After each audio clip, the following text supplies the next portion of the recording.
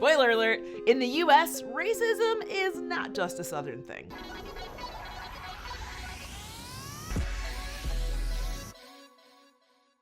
Ever notice when people impersonate a racist, they always sound like a good old Southern boy? Hell, we've even done it on this show. But that's not entirely fair. Racism also has a long history in northern and so-called progressive western states. And the history of this racism is the history of land and how far some white people were willing to go to keep it for themselves. Here are 3 important examples of how racism was maintained in the northern and western United States. Sundown towns. Sundown towns may sound like a quaint retirement village for your grandma, but they're actually representative of some of the worst forms of racism America had to offer. And that says a lot. Sundown towns were named after the signs that used to be posted on the edge of each town, threatening, N-word, don't let the sun go down on you in Hawthorne, or whatever the town was called. Basically, the implication was that if you were caught being black in that town after sundown, you wouldn't survive the night. These towns were essentially a real-life horror movie. While it's been difficult to pin down just how many of these independent towns sprang up,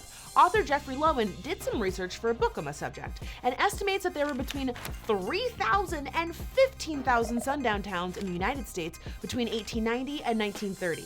And guess what? They weren't all in the South. Yeah, I'm looking at you, Iowa. Don't give me that look, Minnesota. Ugh.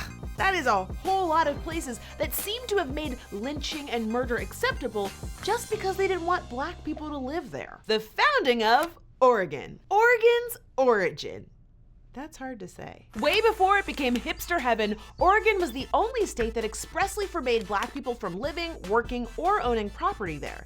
Not so cute now, huh? Black people couldn't even move to Oregon until 1926, and they couldn't enter most of the businesses well into the 1950s. Oregon also became a major hub for the Ku Klux Klan.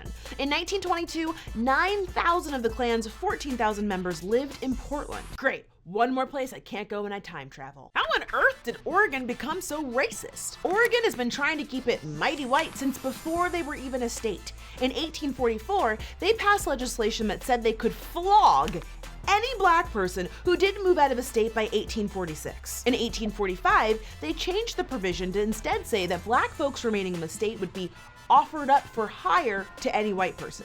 So leave the state or become a slave?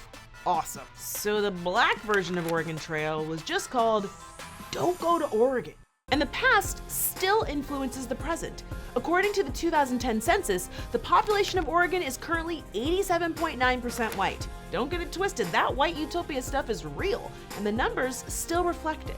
Redlining. During the recession in the 1930s, the Homeowners Loan Corporation created ways to assess neighborhoods as part of a huge mortgage refinancing initiative. One teeny little problem, their rating system was designed to keep black people out of certain neighborhoods. It's called redlining because they literally drew a red line around the areas where black people were allowed to live.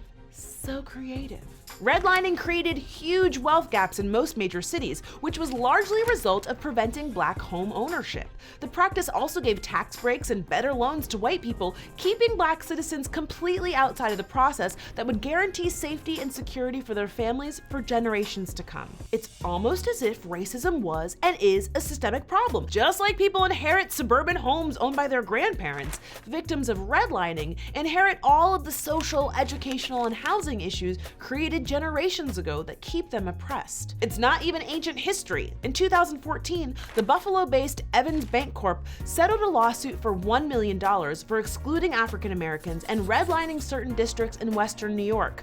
Not the South. Look, we're not saying everyone in the North is racist, but we can't ignore the systemic reasons that racism persists, and we can't pretend it only happens in the South. Thanks for watching, and we'll see you next time right here on Decoded.